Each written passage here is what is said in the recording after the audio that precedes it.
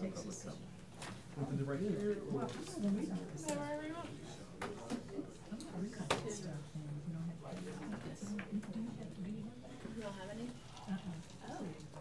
Well, you go places you don't. All right. Well,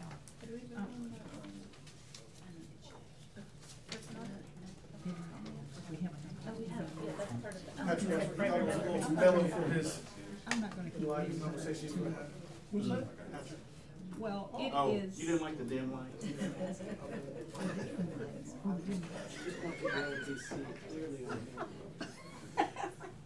Oh, like, what in the world? I thought you said something profane over there.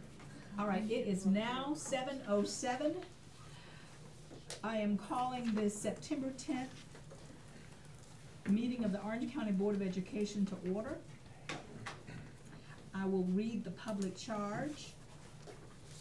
The Orange County Board of Education pledges to its citizens to conduct its business in a courteous and productive manner, showing respect for fellow board members, staff, and citizens. The board asks its citizens to conduct themselves with the same courtesy towards both school personnel and each other. As per board policy, Robert's Rules of Order will be used to conduct meetings. A moment of silence will be observed before each meeting. The board asks that you check your cell phones and other electronic devices to be certain that they are either turned off or on vibrate to avoid interruption of this meeting. We will now observe a moment of silence.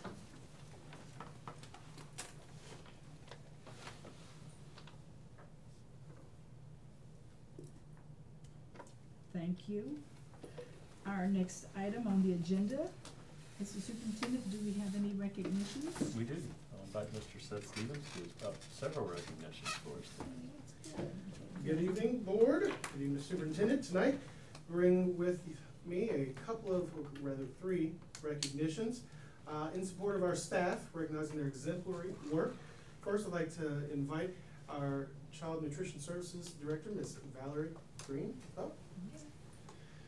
Recently, we were notified from the Department of Agriculture and Consumer Services, the Food Distribution Division, about the exemplary financial good stewardship that Ms. Green has displayed to the state by using all of the entitled food orders and funds allocated for the 2017-2018 school year. Now, let me try and put this in context for you. Last year, I had the great honor to be able to attend the No Kid Hungry conference at the Friday Center. It's a statewide conference. Folks from UNC, Department of Public Instruction, every school system, there's social workers there, child nutrition service directors there, just a panoply of school folk from K-12 and also higher ed, but also administration throughout the state. The conference celebrates and recognizes the work and support of child nutrition departments. And we all understand the benefits of starting the day with a full stomach rather than an empty belly, and what that does for academic success. But also how child nutrition departments are managed fiscally do have a bottom line on a district's budget. I was told, in which I've seen the stats, that Ms. Green arguably runs the best child nutrition service department in the state. I was told this by an assistant of the director of DPI Child Nutrition, Lynn Harvey. I was also told this by the director of No Kid Hungry NC. I was also told that by many of your colleagues in the state that day. I felt proud just knowing Ms. Green, and I didn't do anything. And what she has done to increase our participation rates here is outstanding. And currently, by any state measure, I know you haven't touted this, but I'll tout it for you. Orange County Schools is either in the top 2 or 3 by all measures of participation rates, reporting, and needs filled of students who are hungry in this state. Wow. So, with that, I do present to you Valerie Green.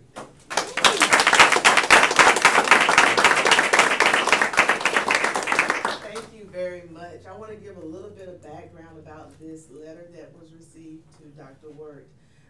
It is saying that we spend 100% of our USDA commodities. And last year we received $195,000 in commodity goods. How they calculate it is they take your total lunches that you served from the year before and they multiply it times a meal rate that they have set up, and last year it was 0.3417. So that's how we received $195,000. And we put $80,000 of it to DOD, which is Department of Defense, which they supply our produce. And we used it for farm to school, which we use local farmers in this area who give us food like pluots, and we just don't get bananas or anything like that that would come out of the country.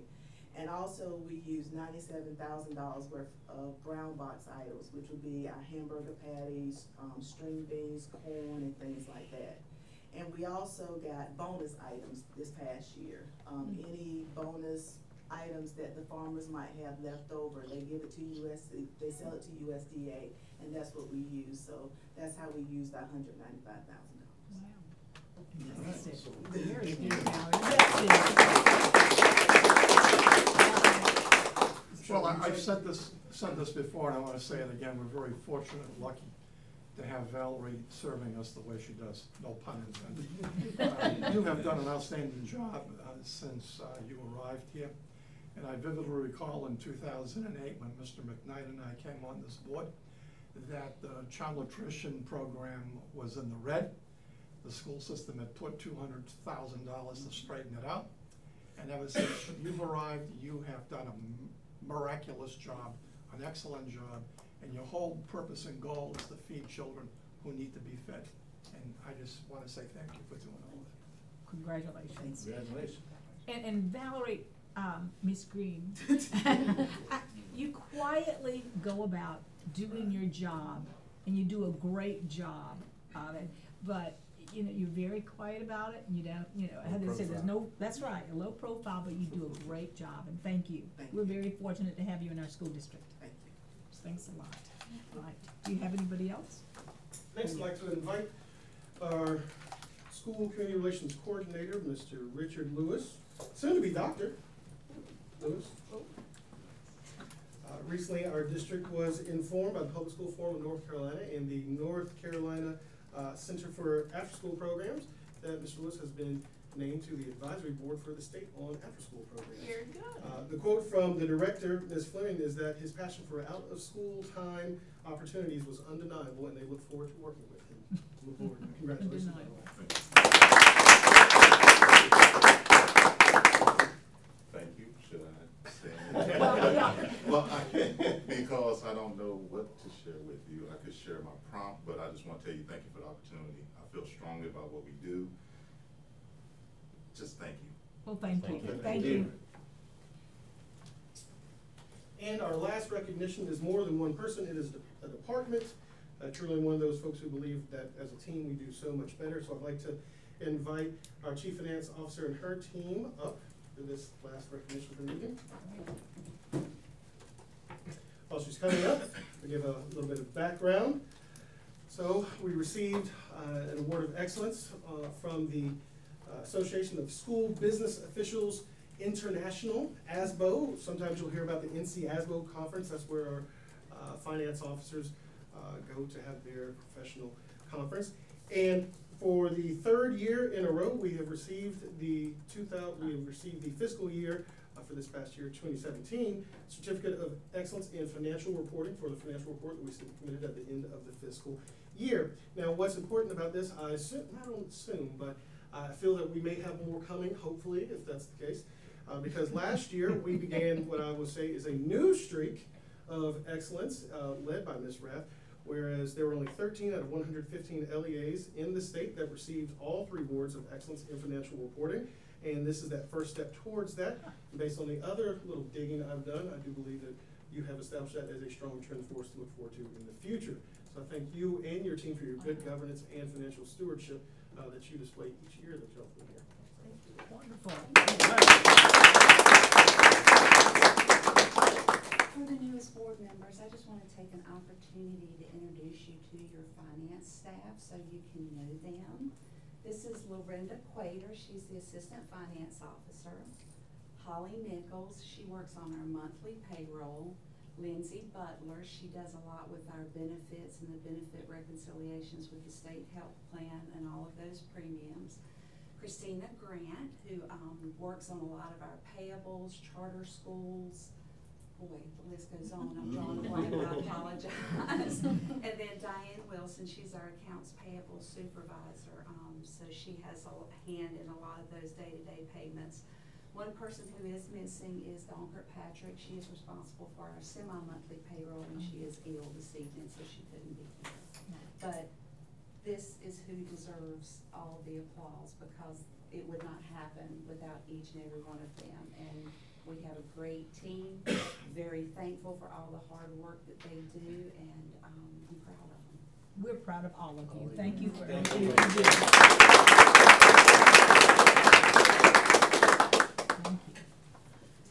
Ms. Rath, I just want to make sure, so these are the folks who make sure we get paid? All right, thank you. And that is it for our recognitions. All right, so I understand we don't have a public comment speaker, so we will not read public comments. Good. All right, so next we will have, agenda adoption. So I will entertain a motion. I too would like to pull one item from the consent agenda. Okay, all right. Just the minutes for one item of clarity. Okay, all right, we'll pull the minutes. I move items B, C, D, E, and F. I'm just, the rest of it. Yeah, right, the rest of it. Were you about to say something? Well, I was just, we're not to the point of approving the agenda yet, we're at the, We're at reports and agenda, Gotcha. we're agenda adoption.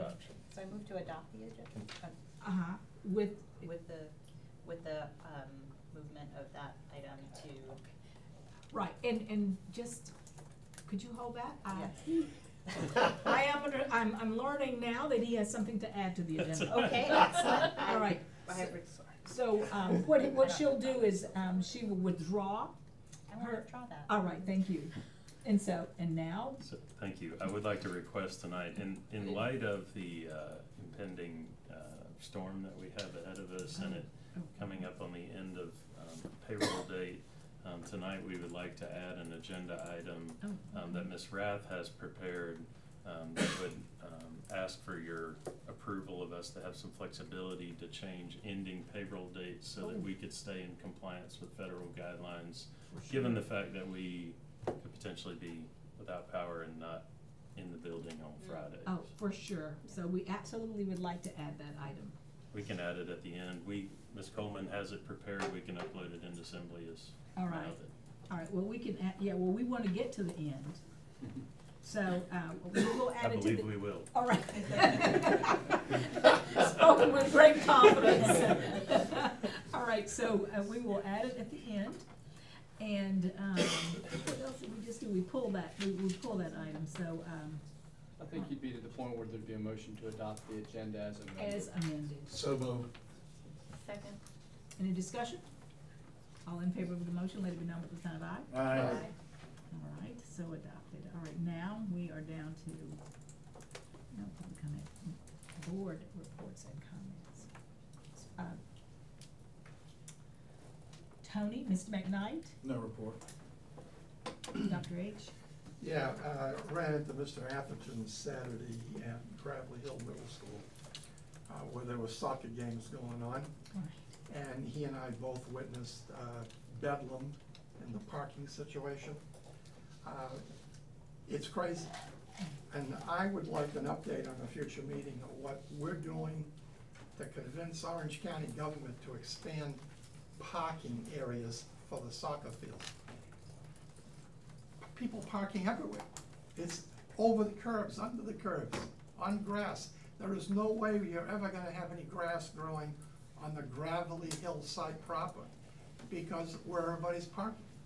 If you were to lock the gates and not allow anybody onto the gravelly hill property, they would be parking out on the highway out there. It's terrible. Something needs to happen. This has been going on now for several years. Went to see a grandson play there Saturday and it was nuts. And I stand guilty. I violated it. I drove up onto the curb in my big truck. Big truck. And parked right there because there were 200 other vehicles doing the same thing. This is not the way to conduct business in an orderly manner, and I'd like to know what we're doing to help facilitate resolving that issue up there. I'll stop there. Thank you so much for, if you see somebody jump off a bridge, are you gonna do it? Remember that growing up, he says he saw those other ones parked. I don't blame you, I would've done it too, by that big truck. Wife said park there, I parked there. Will, do you have a? Just a couple items. I agree, the big thing to me was the safety, because kids are coming out of those trucks, and as you're driving through there, you can't see them. So definitely a concern. Right. So one item, been working on the retreat committee, so please expect that you will get a doodle coming out. That is a notification of your time and availability electronically, so please respond once you get that. The second one is Sarah and I were able to go to the parent pre-K kickoff meeting. It was a great event, seeing all the wonderful things the staff and teachers and teaching assistants are doing. One of the things I'd just like to highlight was Ms. Jordan, who is the Teacher Assistant of the Year, took time out to give a little story about some of her experiences and some of the amazing results that she has seen in some of the special needs kids. And it was really heartwarming to be there and hear that. That's it. Great, thank you. Mr. Roberts? No. Ms. McKenzie? I wanted to talk about the district kickoff since we didn't give a report at the work session. And I thought it was super fun to see all the staff cutting loose and having a good time.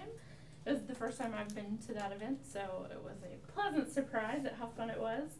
Our Teacher of the Year, Mr. Luis Rios, gave a really poignant speech about his upbringing in an immigrant family and encouraged our teachers to learn the stories of all of their kids, and I was super impressed with that and wanted to thank Dr. Wirt for your heartfelt response to him and the message to our teachers and staff, and the focus on closing achievement and discipline gaps between white students and students of color in our district.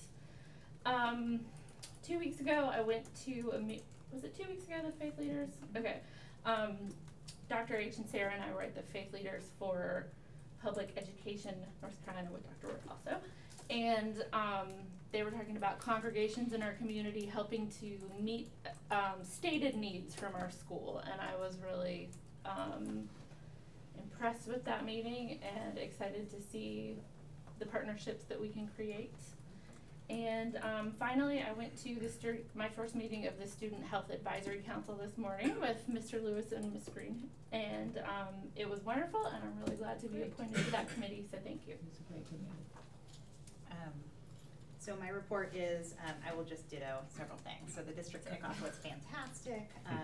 The North Carolina Faith Leaders for Public Education, I thought, was a great way to understand some of the ways that faith communities are supporting our schools right now, and all of the potential and all of the desire there are from so many places to sort of expand that support. And then the pre-K kickoff was fantastic. I loved that they had sort of demonstrations of a lot of the different, so they showed how they were using like robotics with the pre-K kids in order to like start getting into technology, and it was really cool. So that's my report. Well, I don't really have a report. I will say that I saw the North Carolina Faith Leaders meeting, but I didn't get an invitation, and being the Southern person that I am, you were invited, but we weren't invited, so I didn't go because I wasn't invited. So I'm glad that other school board members felt empowered, just bust on up in there. That's what my church told me about. Yeah. So that was really roundabout. I heard about it at the farmer's market Right. downtown Hillsborough. I read it, Couple Saturdays and before. the staff got the invitation, so that's why. But it sounded as though it was very, very informative. Yeah. Mr. Superintendent? Thank you.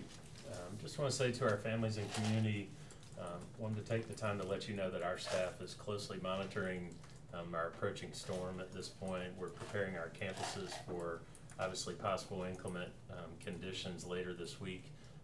Several athletic events that have been adjusted from later in the week to earlier in the week where we're able to do that. Our operations staff, as always, Mr. Ivory was on a call with emergency management tonight as late as almost 6 o'clock, coordinating our efforts, also preparing our schools that may serve as shelters for the community and making sure those are available, and additional preparations that just need to take place at our schools to prepare for high winds and rain to ensure the least amount of damage as possible at our schools. We encourage our families to monitor the approaching storms, follow advice from local authorities such as emergency management. Once the storm passes, our staff will go to each facility and make sure they are safe for us to come back on campus. Any changes to our school schedules will be communicated through the district website, local media, and through our telephone alert messaging system.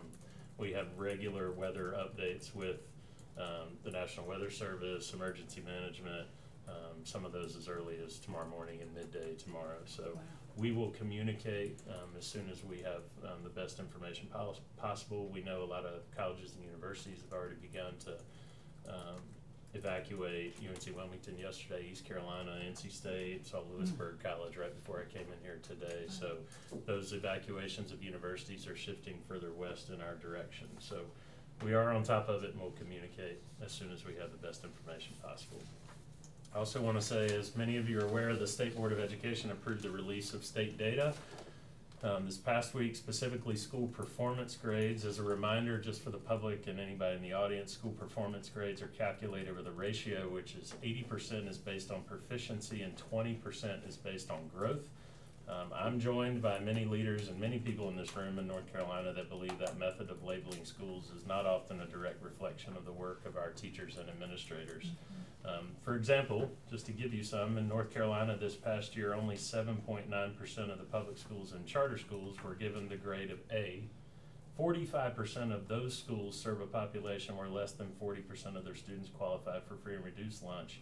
0.3% of the A schools come from schools that serve students with more than 60% of students that qualify for free and reduced lunch. On the flip side, only 3.6% of the schools in North Carolina were labeled as F schools, despite the narrative that public schools in North Carolina are failing. Of those schools, 62 of the 92 serve students that 61% or more qualify for free and reduced lunch, whereas 2 out of the 92 F schools serve less than 20% free and reduced. My point in saying all that is our current North Carolina system, in my opinion, more accurately measures poverty than it measures performance. However, with that said, we take the results very seriously here in the system. We're thrilled with some of the upward movement that we have, especially in our secondary schools, and some trends of improvement that we're seeing in pockets of our elementary schools. We're incredibly disappointed that we have a low-performing school, and at the work session in September, we'll do a detailed presentation for the board on all of our district data, and also be presenting the plan for improvement for Central Elementary, which is our low-performing school. So the last thing I will say is I appreciate and continue to appreciate parents' patience as we start the school year. I've been very pleased with our transportation staff. We do have car traffic issues at many of our schools, and more and more of our families like to park and walk their children in. I assure you, your kids are safe. You are free to drop them off, and we will take really good care of them. But we continue to work through traffic issues. Many of our schools were not built for a large percentage of the student body to be dropped off and picked up in a car every day. But Patrick and his team have been on site at nearly all of our elementary schools trying to help provide guidance there. So we continue to make improvements to make the afternoon, especially the afternoon, more convenient for our parents. So, all right, thank you. Thank you so much. So we pulled the minutes, so can we address that now? Yes, under the Cedar Ridge High School Classroom Addition Design Review Team, the only item I'd like to add for clarity is the team gathered all questions and will be bringing back the information to the board at a later time for review, just showing that there is an action item for us to receive the results of that discussion. Okay. All right, we're fine. Well, do you want to do a motion for that? Oh, I'm comfortable with that if everybody else is. Would you like to make that in the form of a motion? Yes. Second. All right, any discussion? All in favor? Aye. It's approving the minutes as revised. Yes. Thank you, Mr. Attorney. Yep, keep us straight. All right, so next, item on the agenda. So. We need to approve the rest of it. Rest of the consent. Rest of the, yeah, that's exactly right. We need to approve the rest of the consent agenda. You said I heard something over there? I move we could approve the rest of the consent agenda. Second. Any discussion? No? All right. All in favor of the? Aye. All right, thank you. So that's done. And now what we're doing now, the next two items are items that we pulled from the August 27th meeting, and we're gonna get through those first.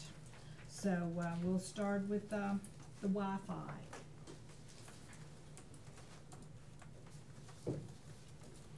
Good evening, members of the board. This evening, we're gonna discuss a pilot project for, our school buses. We typically, look at two things in the county. One is we're a one-to-one district. We have students that take home devices in grades 4 through 12. And then we also know that most of our students, especially if they live in the northern part of the county or some other areas, may lack or don't have full access to broadband. We have looked and analyzed some of our bus services over the past year, and we currently have 48 students, 2%, that ride school buses during the last school year, 90 minutes or more in the morning. We have 128 students, or 4%, rode buses 90 minutes or more in the afternoon. We average 217 students, or 8% of our students, with bus riding over 60 minutes, and in the afternoon, 326 students in the afternoon last year had a bus ride of over 60 minutes. So we know students have devices, and we know many students are not connected, possibly once they get home. So what we wanted to do was to just start to look at and investigate, is providing Wi-Fi a solution on the possible school buses for students with long bus routes. There is a community broadband concern. It has been I've been in the district 4 years. That concern has existed prior to my arrival. After this discussion this evening, we will still have a community broadband issue. What we're talking about is a small percentage of our students being able to provide some connectivity to those students while they're on a school bus with their device. You may have heard of this company. It's a service provider called KaJeet. Several years ago, Google did a broadband initiative on school buses providing Wi-Fi access in Caldwell County. Was a pilot project for both Google for what they call their Rolling Study Halls initiative. They piloted that in middle schools for students with devices. And that's similar to the information we're going to present this evening for our pilot. There's much more information in your package you've had now for a couple weeks on the company and services they provide, but again, we're just talking about the Wi-Fi access on school buses for students. There is a homework gap. We do know that 1 in 3 students do not have adequate internet access at home. We know that varies depending on where you are in our county. And then that 7 in 10 teachers nationally in 2015 were requiring homework for students to be connected or done through a connected device, and we know that's only increased since then. There is a homework gap for students that do have a tendency to have lower graduation rates, and then 24 percentage points higher than their disconnected peers when we talk about that digital divide. What we want to look at is solutions that can help us extend the infrastructure to students that are on our bus. It would consist of several components. One would be the hardware, where we would actually provide a Wi-Fi router on a bus. It connects to a cellular service provider. There are many that overlap the areas. We're not tied to one provider, although we do know Verizon is the majority provider. In Orange County, the device would be able to work as it went from tower to tower, whether that was another service provider. There are filters and management built into the system, just like we have internet protection for students and devices during the school day. This adds another layer to that as well, so it is filtered, and that can be totally customized by the district. And then, of course, there's support networks, and then we are talking about a 4G capability. I'm going to kind of skip a little bit here because this is the slide I wanted to kind of focus the presentation on. There are many solutions when we talk about a connected school bus. Some of those we already have in place in Orange County. You heard us talk last year, those who were on the board, about Synovia Solutions, and we do have that system in place on our school buses, and so does Chapel Carver City Schools. What that provides us is driver time and attendance. There's a tablet device on the bus. When the driver comes in and they check in the bus, they scan in, they scan back out. That's now how we're recording and doing payroll for drivers on the bus. But there's several other things that allows us to do. It also allows us to track school buses with GPS monitoring. So we get real-time monitoring of a school bus. We know exactly where that school bus is, whether it's an emergency or we're trying to track down the student, or we're trying to locate a bus, or we're looking on the back end, analytics and efficiency. We can track the routing of the school bus. It will also tell us every time the school bus puts on the brakes, every time the driver opens the door, how long it was actually at a stop. So if a parent calls and says, you know, was the bus at my stop this morning, I can tell them exactly how many seconds or minutes that bus was stopped, the door was open, the door was closed, the speed of the driver, you know, on the streets. All of that analytics we can monitor. So a lot of what you see up here, we already have through another solution provider. We do not need KaJeet for that connectivity. What we're talking about in the upper left-hand corner would just be a broadband solution that would allow our students who have these, and that's what we're targeting, we want to target, would be these longest bus rides, being able to connect the students that additional time they're on the school bus. We know there's several other components to this project that are very critical. One of those is driver training, and we would work with our drivers that would be selected on these buses to make sure that we have great procedures in place. I've talked to several school districts in reference to, you know, nighttime driving or early daytime driving, the glare of devices, any thing like that that would interfere or distract the driver, sound issues. They both can listen to their device, but we also don't want them to not be able to hear commands or to be able to hear driver instruction. And then, you know, passing devices from student to student on the bus. There's certain parameters we would want to have in place that will work both with our drivers, our school administrators, and have for our students prior to us rolling this out. The other thing is, we're in a testing phase right now. We have one device installed on a bus, and it's basically traversing the district. When we did some pre-routing prior to the start of the school year, the bus was out traveling to some of these areas where we have long bus rides. And we're collecting data on that. We've gotten pretty good signal strength on the device, so showing that we do have the potential, but the next phase of that is actually connecting with data to see, you know, it's one thing like on your cell phone, you may have 3 or 4 bars, but can you really do anything? And so that's the next part of the pilot. And we want to make sure it's viable before we would go into the next phase of the project, which would be have a select few of these devices on designated buses. Again, it's just one bus right now, because if we don't have the coverage, nor can we utilize the system effectively with the data, it wouldn't be a good match for us to install geographically, or we don't want to pay, just like your cell phone service, you don't want to pay for data we're not going to use, that we would share amongst the buses. I put in the abstract up to 10 buses. Again, we're still gathering route and information data based on this school year of exactly how many buses. Certainly our #1 goal would be reduction in service time, so we don't have students riding such long bus routes, but we're not always able to do that both because of the number of buses we run and the number of miles. We're traveling over 7,000 miles a day in the county for our 64 full-time buses. So it's not always possible just to add more buses and drivers. So the first phase of the pilot, again, is collecting data to see, is it a possibility that this would work in certain areas of our district. And then the second phase would be to add this to school buses where we could collect additional analytics and data, and then actually, you know, analyze if this would be a solution that we would want to continue in the future. We're just asking to provide information for you, for us to gather information, because we know this has been a concern for folks for a couple of years. Questions or comments in reference to the pilot? You have a question, Will? So, very excited about this. I think it's a great item for our community and trying to help some of these long rides home and giving people access.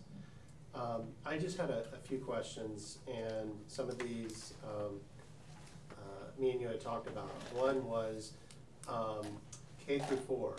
So the number breakdown doesn't tell us how many are in the K through 4, and they don't have laptops or any devices.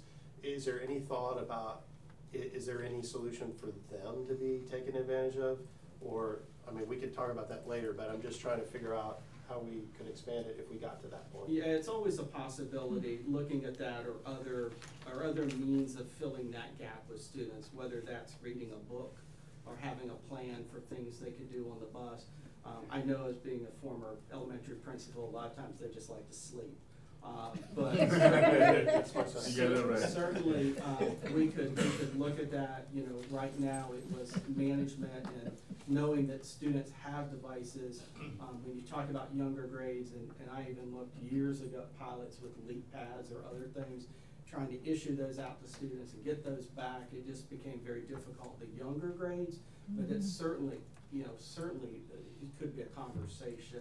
But at this point in time, I think we were targeting our one-to-one students. And what we also noticed, and I'll just mention this briefly, because we tier our buses, the routes get longer and longer once we get past the elementary school, because the buses, the students are waiting and have longer rides. So.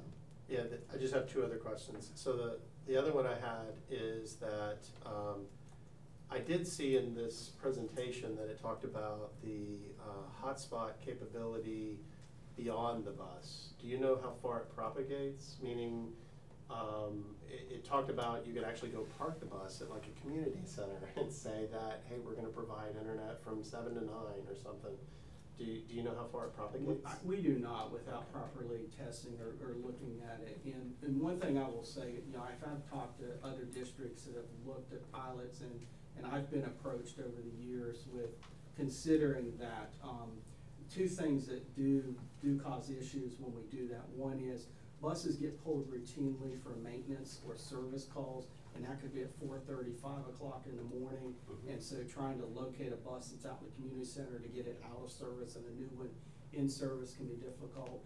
And the other thing is when we have substitute drivers, et cetera, getting the keys and getting the buses back to the home base, and liability for buses that are not garaged on the campus. But again, certainly something that could be explored. Okay, and the last one is, I know that it talked about the firewall technology that it uses mainly for the Child Internet Protection Act, but given that we already own the Zscaler technology, which has that same, the only concern I would have is you're essentially rewashing twice, if you know what I mean.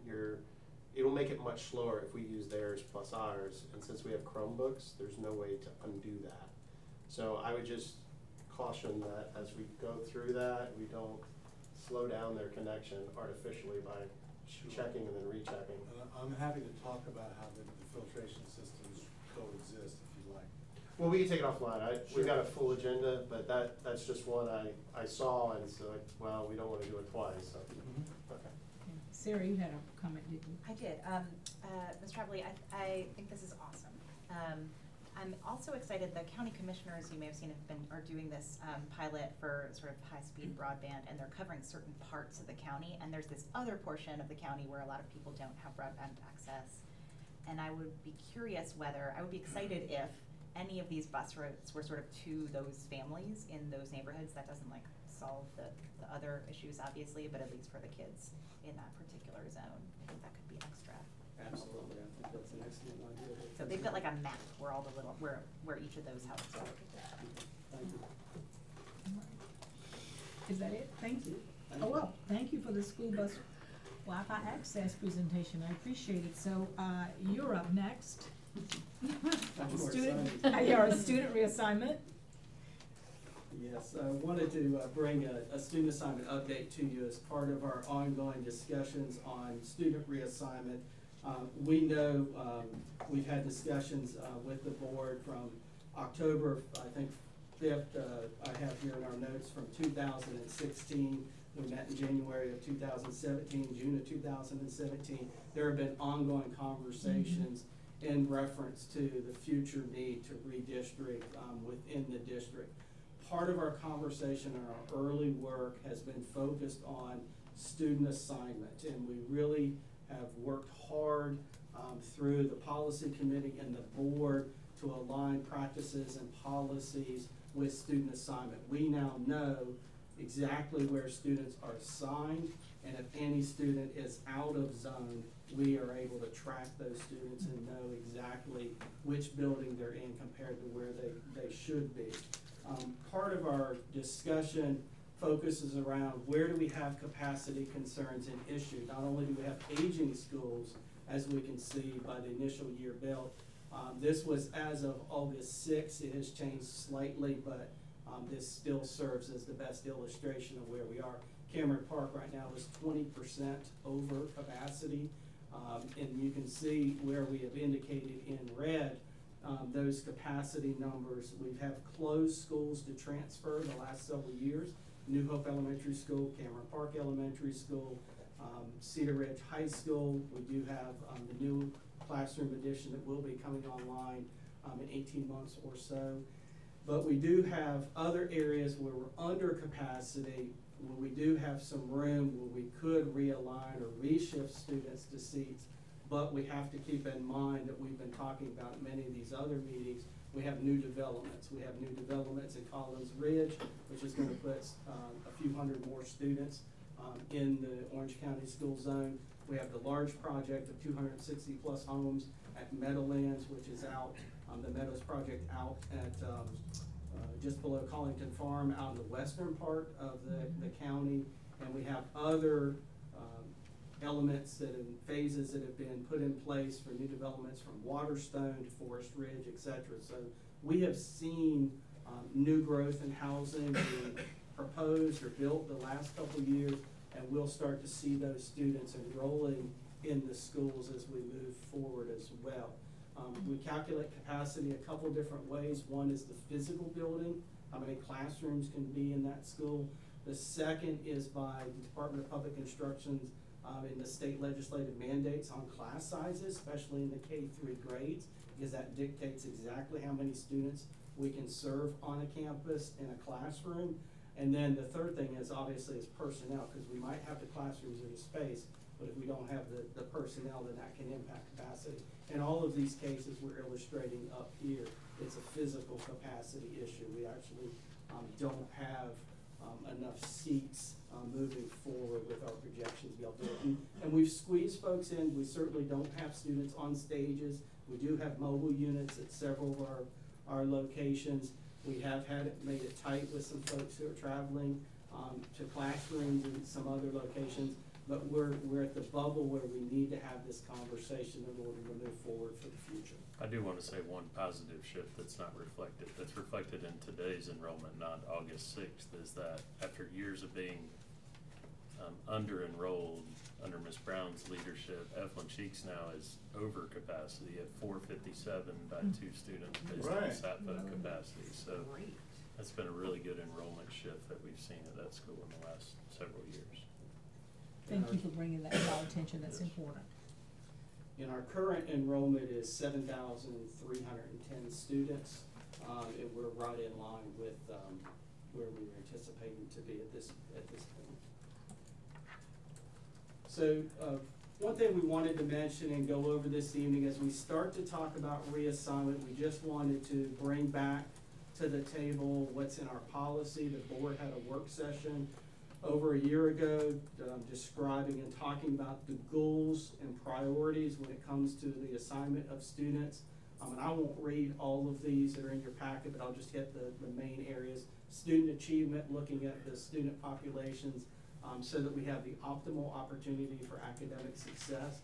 Certainly many school districts utilize that as the first goal, and we have listed that as a priority as well. Can I just say one thing? I just want to really reinforce the next few slides, because the board a year or so ago did spend a lot of time on really changing these, because a lot of districts call these their pillars of student assignment or But the reality is, these are the factors that we would have our internal staff and an organization like ORED use to create scenarios of attendance lines. And so the board previously did some really good work on these, had some really good deliberation. You know, like this one, for example, student achievement was not a part of it previously. But this was about providing some balance in our schools. I think what you'll see and what we really want to hear from you tonight is on either an affirmation of these priorities, feedback on these priorities, because without unity around these priorities as a board, then we can't move forward at that point, because these are the goals, or these are the factors that would be used to draw attendance lines. And some of you have heard me say before that there will come a time when some of these will come in conflict, right? Where we want proximity to be the thing, but yet at the same time we want to ensure some level of balance from a student body standpoint. Or we really want to run the transportation department efficiently, but we want to be able to do this too, right? So that's why it's important for us and for you to, if we don't accomplish anything else tonight on this item, these priorities in 4125 is the area that I think we had hoped we would have the greatest level of discussion, questions, whatever it may be tonight. And I think Dr. Wirt, mentions a great point, because talking about student achievement and opportunities and options has, been part of our choice discussions and providing families opportunities. And we have those processes in place based on the discussion with the board, and it was, factor number one was, providing this opportunity for families to be able to look at other options within the school district, and our choice programs and our choice options and all the things that we've done to make other opportunities available to parents has been part of this factor and consideration when it comes to giving students an opportunity for academic success. Any questions about this particular priority? What the thinking was behind it? So a lot of these are measurable, right? One is definitely measurable, number 3 is measurable prior to an assignment. How is 2 measured prior to determining how we, distribute kids and families? Because that to me doesn't necessarily go with any specific thing, right? You don't know that you're gonna have a concentration of low performance students prior, right? How is that, what's the thinking behind that? So, I'm happy to answer. Historically, this has been a trend with a lot of reassignment policies really around the country. We do know.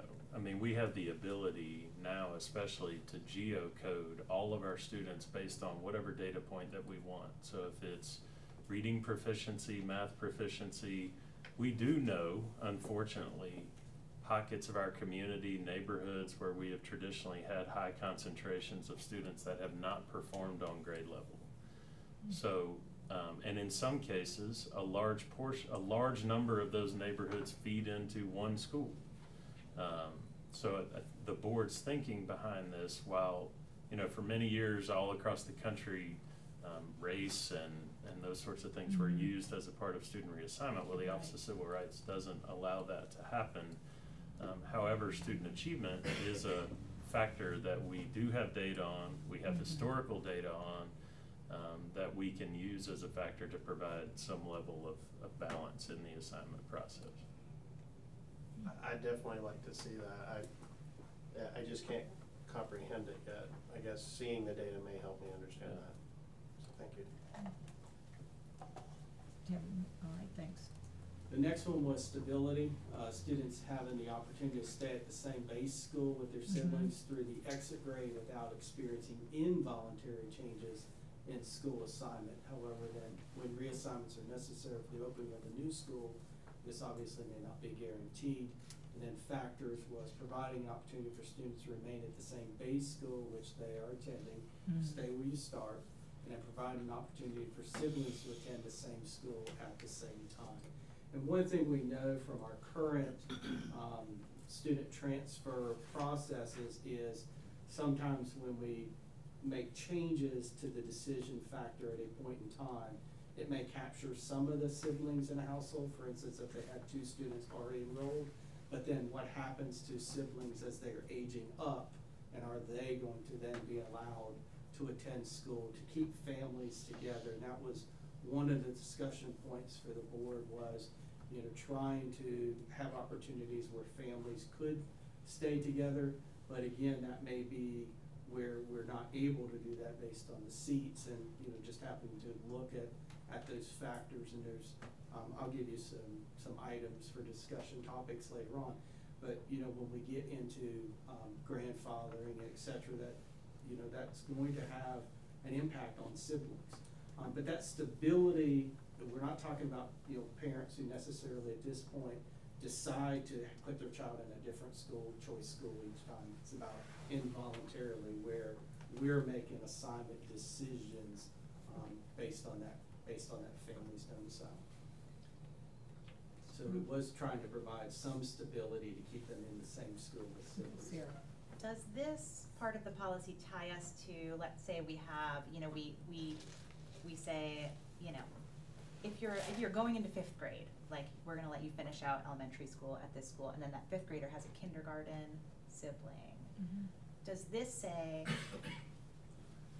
what does that tie us to or not tie us to for that kindergartner? So this is where that would fall. That's where the discussion would be when we're making those decisions and deciding those scenarios and plans, what the criteria would be. And those would be the specific discussions we would have around stability when we're mapping students to a school or reassigning students, where the board would say, show us a scenario of what it looks like if we allow them to stay throughout, or only allow the ones to stay who are at the highest grade of the school, whether that be 5th grade, 8th grade, et cetera. And those are the types of things we would build into stability, and how many times they've moved or been reassigned. And the language there is really important, right? These are the priorities of the board. They may not be components. Every one of these we won't be able to meet in all cases, right? So where this says students will have the opportunity, that it reads very certain to me. So I might consider adding some language to make that clearer, that this is not a guarantee, this language, because even though we say priorities, it says students will. So there's something about that we, a little language tweak might be helpful. That's good. Okay. And we'll be doing some policy review and. This policy will be coming back in October to the policy committee. Great. He's seen it in policies you will see often. Yeah, he's come back several times a year. The next one is proximity-based school assignments will be within a reasonable distance of the student's home. Again, that language, we've not defined what that is. That's part of the process, is mapping out and looking at considerations of what those zones are going to be. Allow students living within the immediate vicinity of the school defined by the assignment plan to attend that school, and then minimize splitting of neighborhoods when developing base attendance areas. Again, that may be subjective to how large is the neighborhood, because there are some very large planned developments that may not be a possibility to keep the entire neighborhood together. So again, it's about where we're drawing the maps, we're drawing the lines, and how close those are to the base schools. Questions or comments about proximity? And the last one here is operational efficiency. Assignments will optimize the use of school facilities and transportation resources, and what we talked about was minimizing undercapacity schools, minimizing overcrowded schools, minimizing duplication of services, maximizing transportation efficiencies, and then minimizing the need for mobile classrooms. Because one thing, when we start looking at some of the schools I've mentioned that are over capacity, they're over capacity, and we have mobile units over at Cameron Park. So that needs to be part of that discussion, you know, about are we going to remove those and lose that capacity of what we're using for students. So, you know, that need for mobile classrooms is part of that discussion as well. And when we get into the operational efficiency, these are several of the factors, and again, that can be part of the discussion when we look at actual scenarios. Yes, sir. I think it's important somewhere down the road that everybody involved in the process clearly understands that when we say maximizing transportation efficiencies, that there's a basic expectation on the part of the state that provides transportation dollars that we run the most efficient system we can. Otherwise, we will not get that money.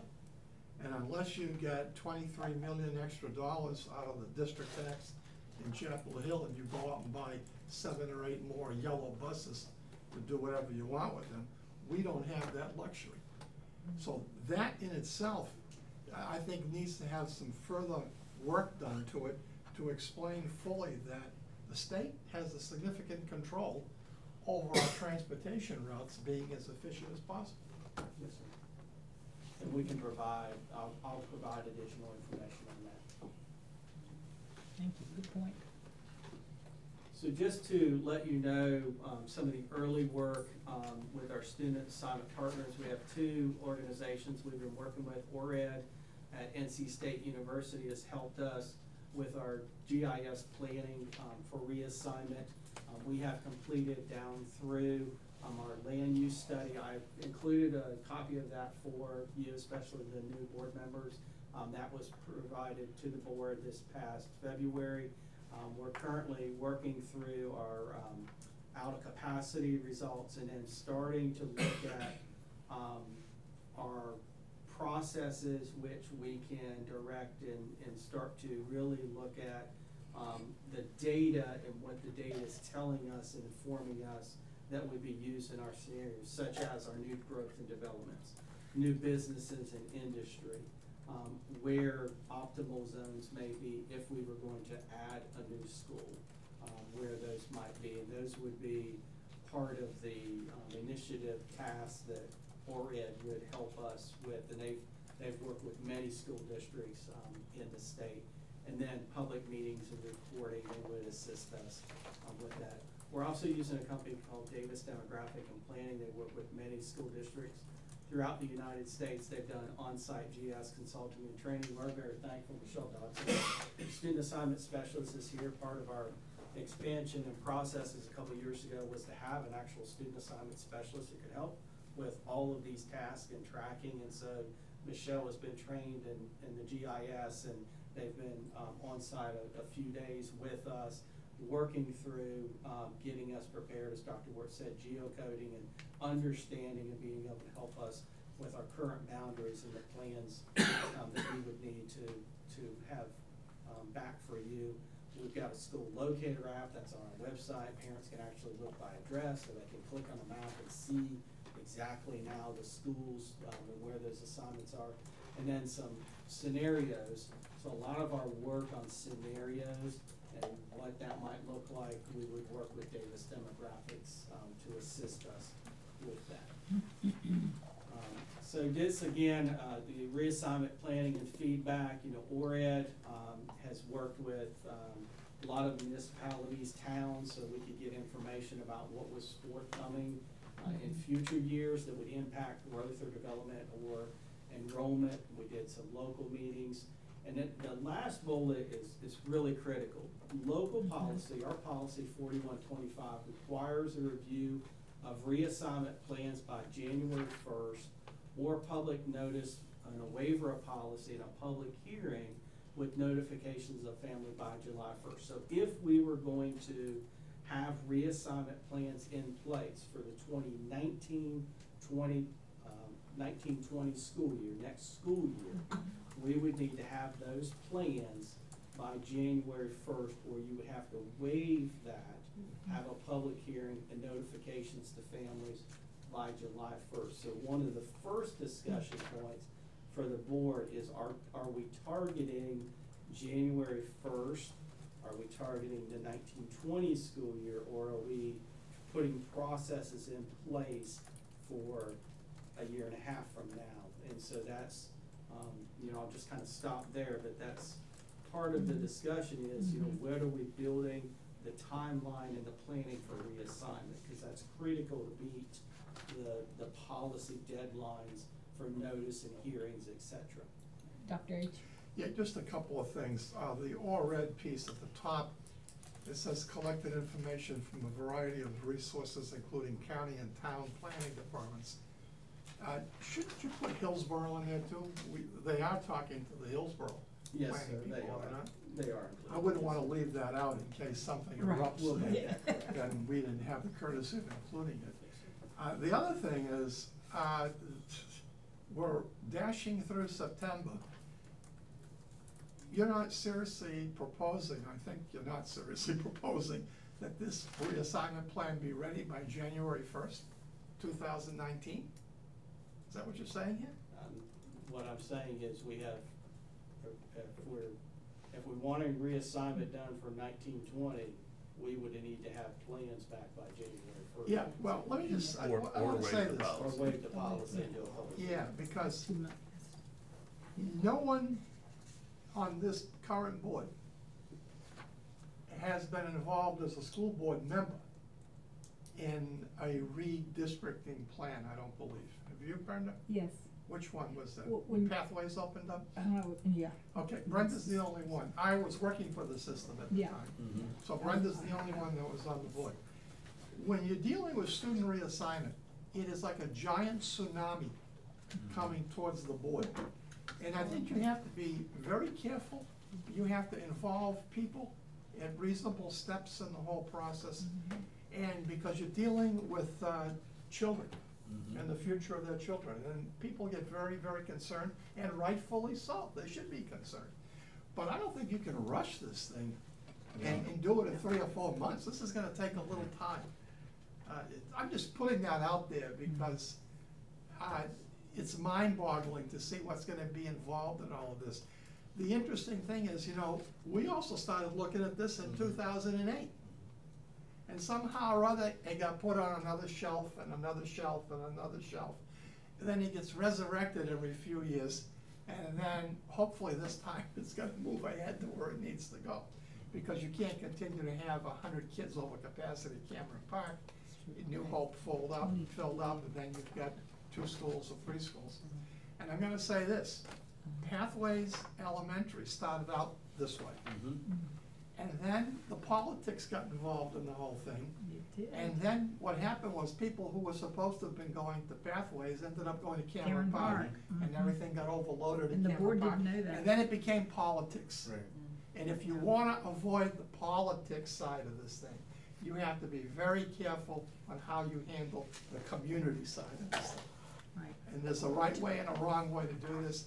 And the right way is you're gonna involve a lot of people at strategic moments and not try to rush it, that's all I'm saying. Right, Mr. McKnight. I remember this the last time because my son was actually a part of that politic type thing. We actually lived in the northern part of the county, and he was going to have him go to Central Elementary, and Pathways was actually closer. So it does become a lot of political things, and I think that January date was sort of out of the window. Hillary? I just wanted to note that Hillsborough Elementary is on, there'll be some discussion about Hillsborough Elementary and what's gonna be going on with that, and I think in light of the fact that that's a year-round school, if we're gonna waive the January deadline, and we aim to do this for 2019-2020, we need to have the courtesy of making decisions long before July, so that families can make their. Oh, absolutely. Right. I'm just sort of Yeah. saying that for the record, I didn't mean it in Right. direct response to what you were saying, but, just think that's important. Yes, both of you. Well, Sarah? you know, I would be, I guess the one question I have for you, Mr. Abley, is how, is this data gonna be fresh enough? Because I think all of this geocoding and like using like a real expert to help us draw these maps is really important. So is that gonna be fresh, you know, if we start doing that a year from now? I do think, I don't think we should waive the policy, and I do think we should push for January of next year, because one of the things, when we get to how we get community input in this and everything, I think some real upfront conversations with the community is so important. None of the other parents that I talk to have any idea that this is anywhere on the table, and so that gives us more time to do that also, so. Mr. Roberts. My question, if we delay it, right now Collins Ridge is basically told that they're unassigned? Yes, sir. Yes. Okay, what are we gonna do about it if they start, when do we anticipate them having students coming to our school? They've actually pushed that project out a little bit farther on the agenda, so, we're still 18 months away. 18 months away. On that project. However, the meadows over in, Mebane with Orange County and Alamance County, we've already had our first student enrolled from that subdivision. And if I heard positive news, Eflin Cheeks is at capacity now, Yes. so which means basically we're getting ready to say that it's froze and we could end up having an issue there similar to what we have on Collins Ridge. I understand that it's not gonna be pretty and it's gonna get drawn out and there's gonna be arguments about it, but at some point, we've got to say, it's time to do it. Yeah. Oh, yeah. And if that means saying, hey, we're shooting for a January 1st deadline, we get into it, and then we see that we can't do it, we still have an opportunity to say, okay, we think it's doable by July 1st, and at that point, we make a decision to waive the policy. Or come January 1st, we say, look, we're not ready. But I really think right now we should be moving forward, shooting for a target of starting presenting our goals and what we're gonna do by January 1st, and truly say, hey, we're moving that way.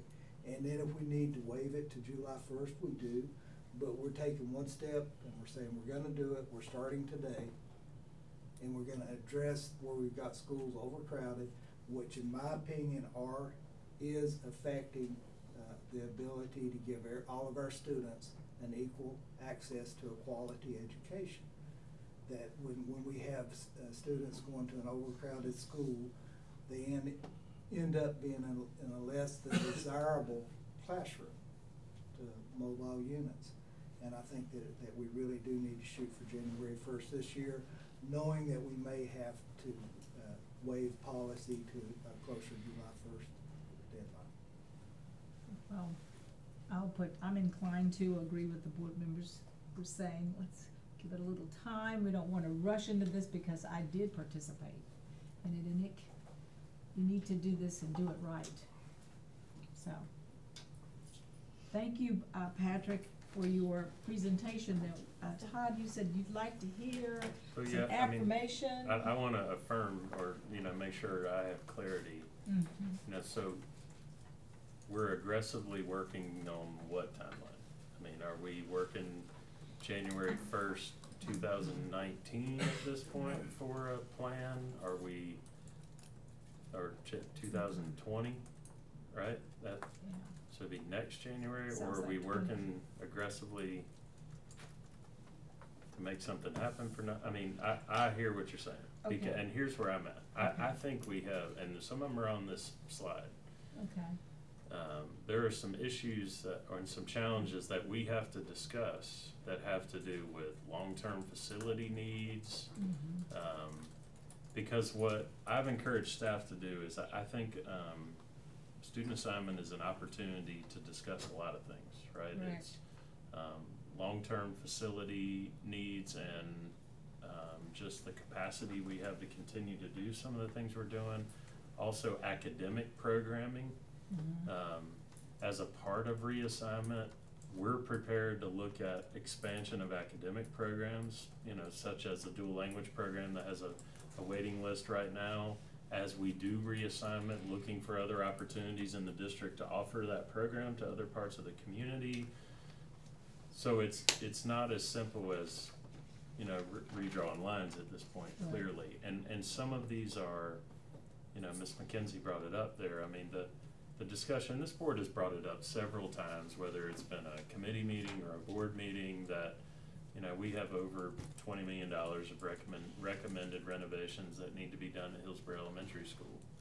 I'm not advocating one way or the other, but that's a decision point that we have to consider as a board of, are we gonna make those upgrades to continue to use that facility long-term? And if not, that's a pretty key linchpin in our development of a new reassignment plan. So, I think what, you know, and certainly weigh in, our next step would be for Patrick and I to kind of weigh out, or lay out more so, a timeline for when we discuss each one of these issues. Okay. Patrick and I would strongly advocate that this work needs to be done in like specially called board meetings. Correct. Because when you have 6 things on the agenda and it's, right. you know, 8:15 at night, I mean, there are some of these things that just need to be,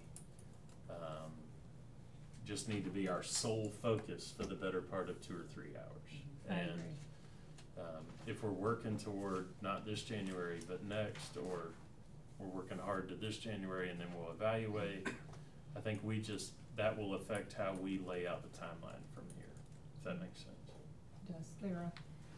Well, I think for some of those reasons that you pointed out, I would be a fan of us aiming for another January away, but having a timeline that has us tackling these in the meantime. I think another example is the academic choice and the idea of choice programs, and like, I would be very interested in understanding what are the real desires of our community and our families in terms of, you know, looking at all of these things at once. So, you know, I'm a fan of that. What I don't want to see happen, which I do not think is what you're saying, is like, let's put this off for a year and we'll talk about it next July. Yeah, Let's that's not what talk I'm about saying. it. Right. Absolutely. Dr. H? Yeah, the only, I want to take a little exception to what the superintendent just said. I agree with 98% of what he said. I would have a problem with the word aggressively. I think if you're talking student reassignment, I think you have to put aggressiveness on the side table, because we shouldn't delay looking at this. We should start working on it right now. Mhm. We signed an ethics statement.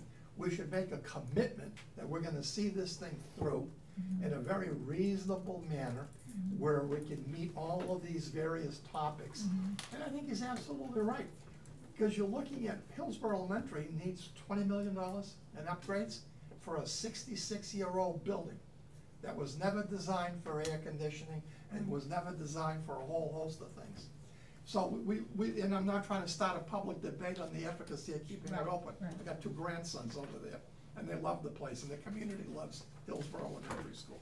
But we need to be looking at these things, but we can't do it in regular board meetings. He's right about That's right, that. We need to have special call meetings, but get everybody involved in this community input is gonna be critical if this thing is gonna work right and not fail the way it did with Pathways Elementary.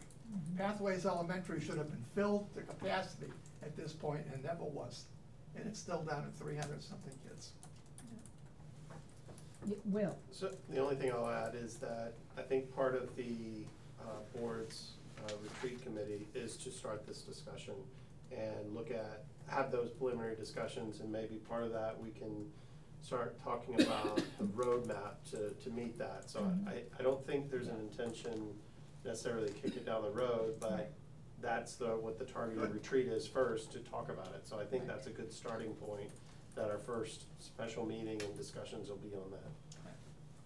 Very good, thank you. Are you good? Thank you, Patrick.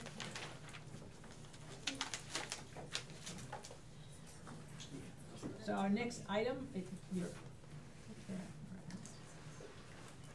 Human Resources Report Updates. Thank you. There it is. Good evening, Board Chair Stevens, Vice Chair Smiley, board members and Superintendent Wirt. I'd like to give the board and the community a look back of the work of the Human Resources Department for 2017 and 2018. The scope of our work is aligned to strategic plan, goals 3 and goals 5. This year, 2017 and 18, we focused on 3 primary areas. One, with developing and implementing a district-wide strategic recruitment plan that included utilizing our principals, assistant principals, and directors as recruiters. The second focus was developing and implementing and continuing key human resources systems and processes that also are aligned to our strategic plan. And the third focus was developing and implementing a wraparound beginning teacher support program, a TA academy, assistant principal academy, and future teachers program.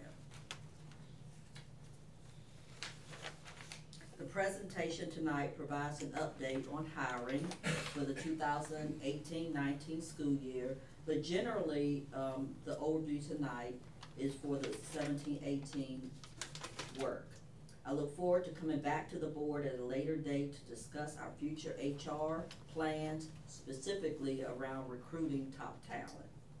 I'd like to begin by sharing our current vacancy information with you. Currently, we have 3 EC teacher positions, 1 lead teacher, 1 math interventionist, 3 EC TAs, 1 nurse, and 1 psychologist position that are vacant.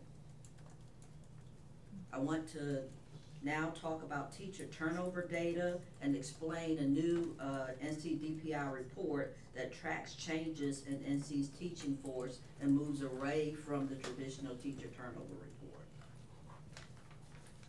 This chart here illustrates the teacher turnover rate for 2010 through 2017, a school by school review. I want to explain, for example, the 2016-17 data is defined as the percentage of teachers that were employed in March 2017 that were not employed March 2018. So it's a really untraditional way of looking at teacher turnover from a March to March review. 2015-16, the data again defined the percentage of teachers that were employed on March 16th that were not employed March 2017. Because of this difficulty in tracking teacher turnover, NCDPI has done away or dissolved the teacher turnover report and have put into place a more well-defined report called the NC Teacher Professional Look Back Report. And this particular report separates mobility and attrition. And so attrition is defined as the reduction of the number of employees that occurs when employees leave the employing unit. They can measure, they can go to the state or the LEA. And then mobility is the relocation of employee from an LEA or charter school to another within the state. Again, the teacher turnover report has been replaced, and it allows a more detailed analysis of the shifts of the teaching force, and the report again separates teacher attrition and teacher mobility. The next slide is the data for 2015-16 and 2016-17. Most teachers in the state and in Orange County left employment and cited personal reasons, and this personal reasons category includes both retirement and relocation.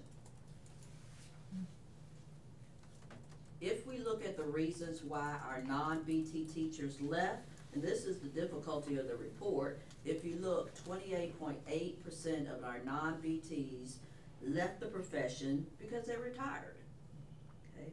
And then the next highest category is 28.8% of our non-BT teachers resigned to teach in another public school system. If we look at our beginning teachers are categorized as teachers with less than 3 years of experience. The top chart details the number of BTs by experience, either BT1, BT2s, lateral entry. And the second chart,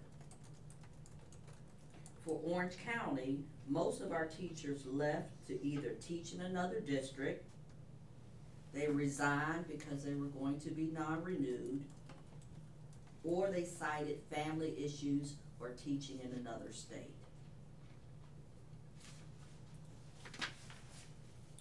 This slide provides a summary of hiring of our certified and support staff for 2017-18 and 2018-19 school years respectively.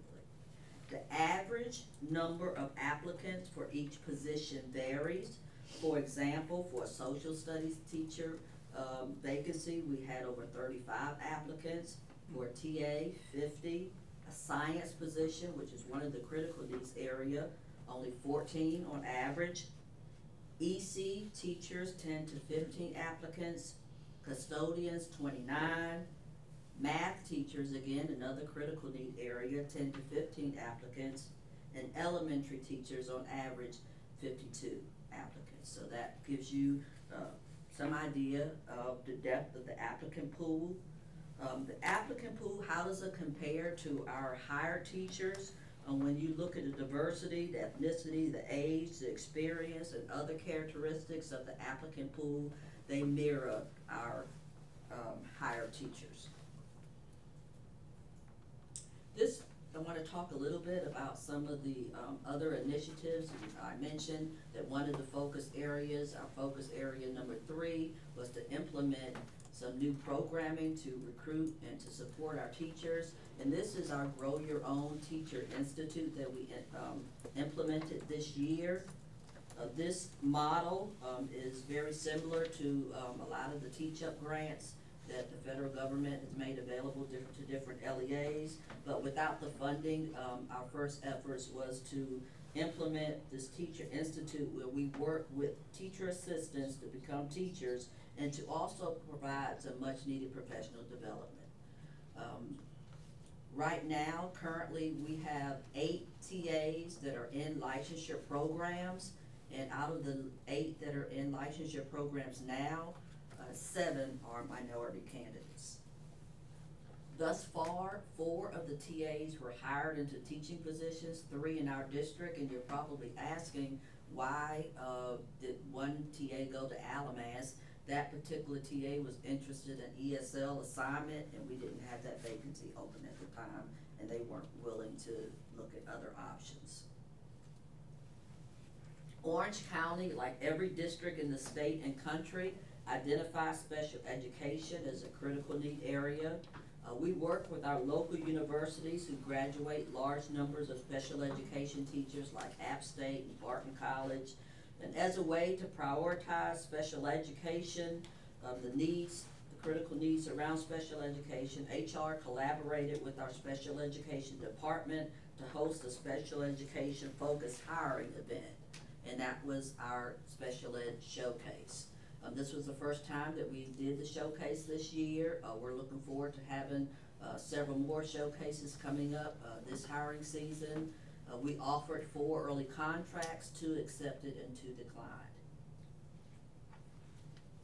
Some of the other work that we do with our special education focus is that we work with our universities to support their events. Sometimes they have special ed only career fairs. And basically, we work with our local universities building relationships. We work with the professors and different cohorts of students by visiting classrooms, conducting mock interviews, and looking over resumes to give feedback to candidates. This slide provides cohort hiring data for school-based administrators for 2017-18 and 2018-19. We also included a slide about our administrative interns because this, again, is another opportunity to grow our own and to work with more diversity with our particular intern candidates. The AP Academy is very exciting. This is a collaborative effort with our Curriculum and Instruction Department and HR to work with our APs. We have 17 assistant principals, 41.2% are African American, 52.9 are Caucasian, and 5.9 are Asian. And the goal of this program is to prepare our assistant principals for the principalship through coaching and learning opportunities. Connie Brimmer, who is a former principal, has a number of assistant principals that she is coaching along with the executive director in our C&I department. So we're really excited about this particular opportunity again to work on succession planning. I know in private industry, there's lots of concerted efforts around succession planning, and this is one of the ways that we're building our capacity internally. And I do want to give Jason and Connie a lot of credit for that work there. You know, one thing, almost 4 years ago when I was hired, one of the first things, Ms. Stevens and I talked about this recently, one of the first things the board said to me was about we need to hire from within. We're hiring outside too much. And I think there are tons of examples of the last several years where we have either promoted from within, there's 2 talented individuals in the back where that has happened. 4 of our 7 elementary schools are leaders that were just very recently assistant principals for us that have ascended into the principal role. So that's just good work on the part of staff. It's also good work on the part of principals that have gotten better at identifying talent when we're hiring assistant principals too, and then growing that talent as we have it. So it's just, we're excited that that's happened and that we see that continuing to happen, not just from AP to principal, but within departments as well. Patrick thinks about succession planning, Todd has, he's talked to you about it. I mean, that's a thought that we have throughout the organization right now about how we prepare the next person for the next job, and that they can see what those career ladders are, right? I take this job and I see what the next steps would be for me to stay here in Orange County Schools. The next part of the presentation, before we transition into our recruitment overview, I want to describe teacher recruitment by first sharing with you all, what are people saying about the state of the teaching profession? What does the data reveal?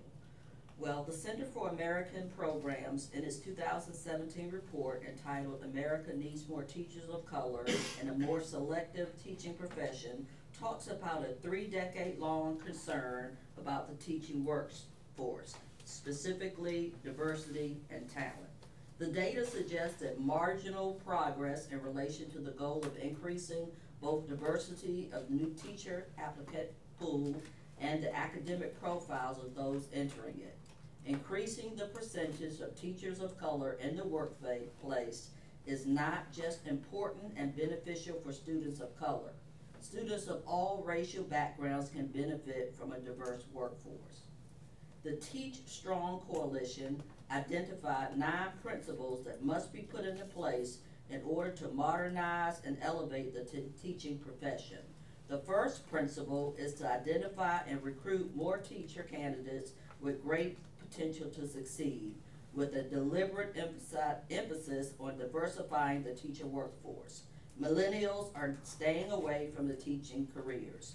Teacher preparation programs have declined 30%, and the pathways begin again to revision our teaching workforce with an intentional focus on recruitment and building relationships with the community and our university partners.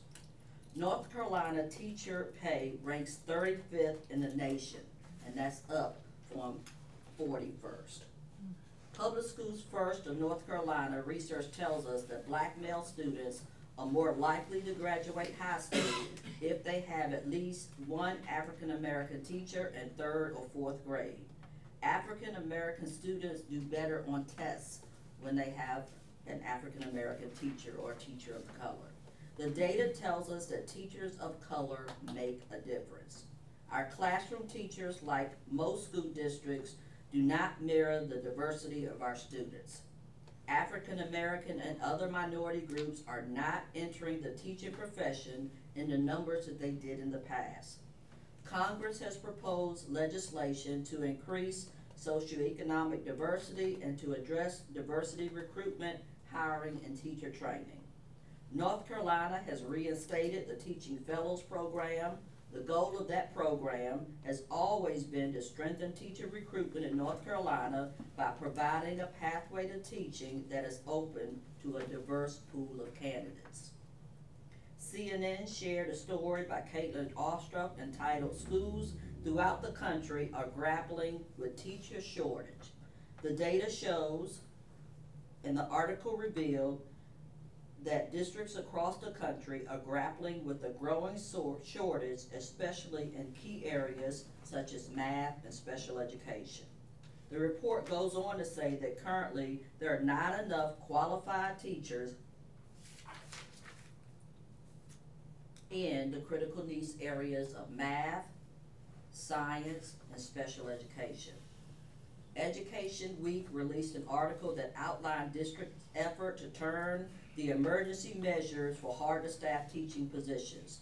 The article confirmed that most states, again like North Carolina, have reported shortages that continue, not just for one decade, for now going on 3 decades.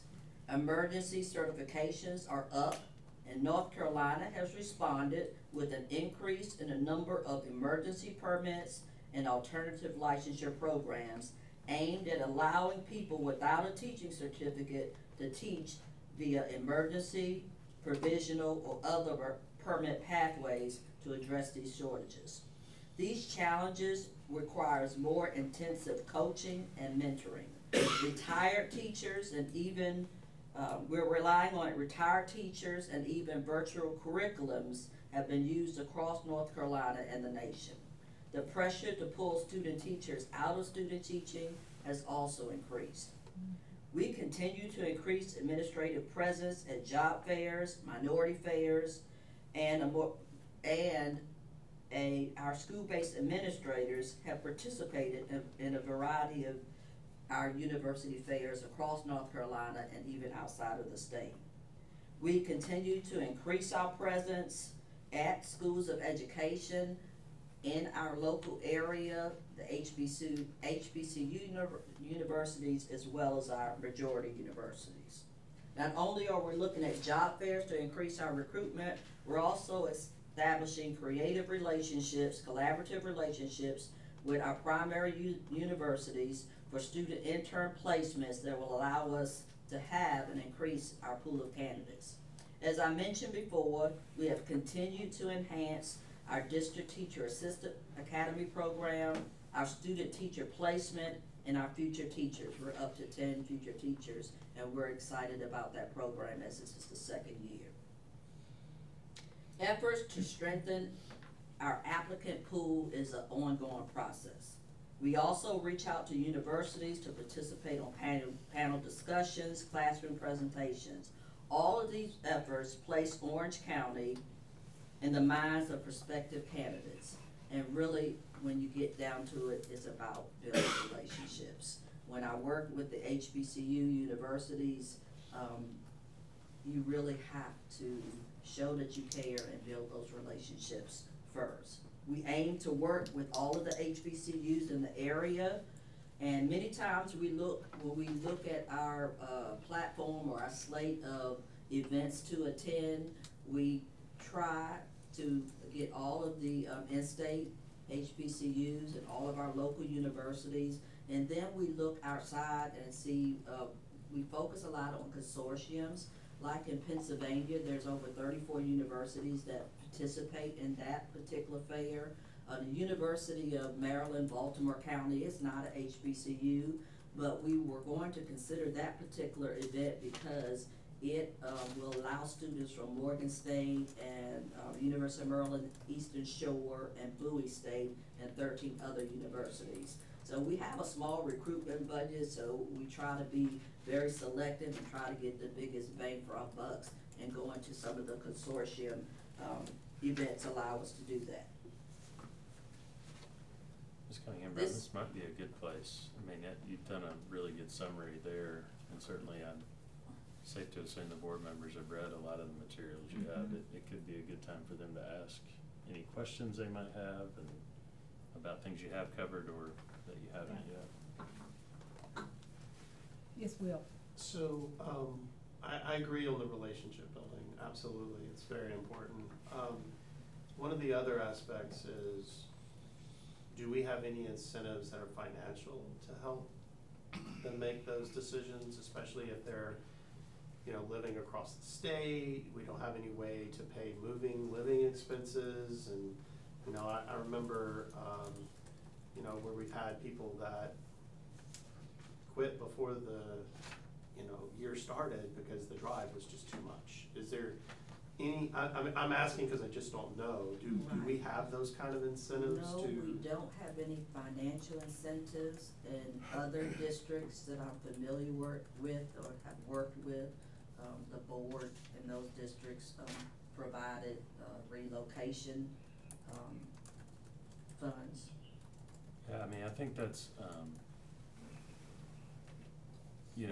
that's sometimes, I haven't worked places where we did relocation at the teacher level quite a bit. I think at the other side of that is we just cut nearly $1.6 million out of our budget as well.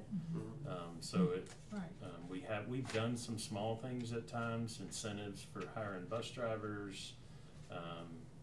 We run up against a lot of districts that are hiring signing bonuses for special ed teachers and math and science teachers. Those tend to be large urban districts from around the country that have a much broader budget from a recruitment standpoint. Those are all things that we could certainly consider moving forward with budget development here, but I would say I've been a couple times in the last couple of years with Ms. Cunningham Brown. I mean, you are at a recruiting disadvantage sometimes when you're sitting next to Fairfax County Public Schools and some others that are offering a different level of incentives. I think when we're competing within the state, we're pretty competitive, especially if a district is looking for an applicant's looking for a smaller district, more support. I mean, we had our beginning teacher event this year at the start of the school year, and there's 7, 8, 9. So those people legitimately got to know our central office. We all spent time with them. You go to that and say Wake County, there's 400 people in the room. So we try to play that to our advantage as well. But we assist with licensure if they have to take a praxis test, then we reimburse for praxis test or to add an additional certification if they want to be dual certified in math or science. So just for clarity, I couldn't tell if you're advocating to do it or not do it, to offer some incentive. The incentive too, by the way, normally comes with the mutual benefit of both, right? Yeah. To say, hey, if you do this, we'll provide M&L, but you need to sign for 2 years or whatever. But are you advocating? So I would add, if you ask me today, I would strongly advocate from a signing bonus standpoint, especially for or M&L, moving and living expenses. Yeah, I mean,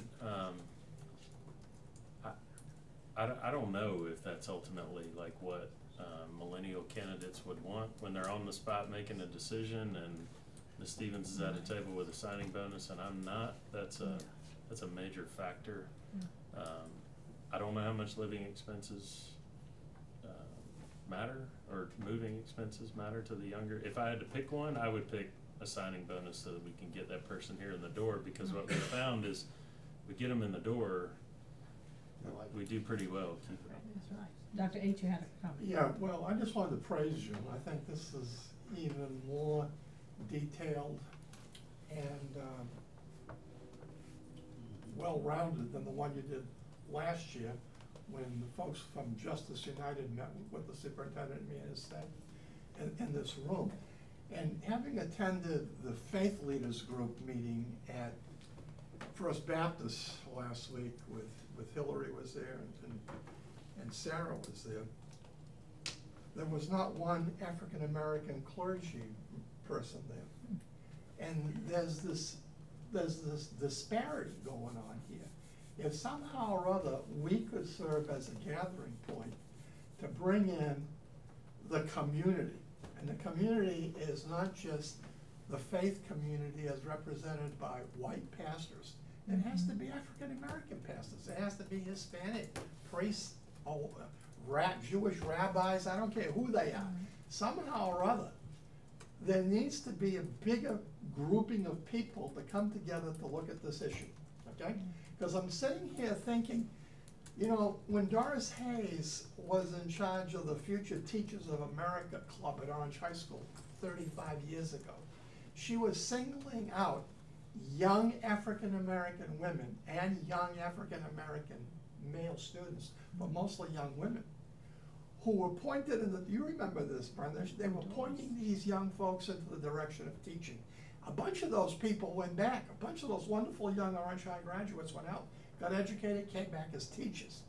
That was growing them in-house. We used to do a lot of that.